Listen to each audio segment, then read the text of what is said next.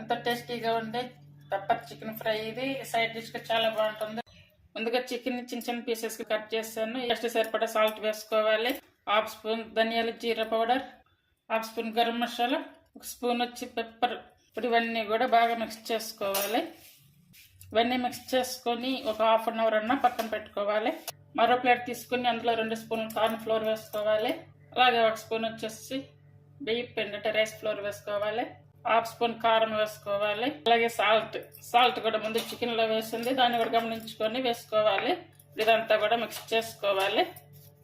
మరి గట్టిగా రాకుండా కొంచెం ఇట్లా పేస్ట్ లాగా చేసుకుంటే సరిపోతుంది.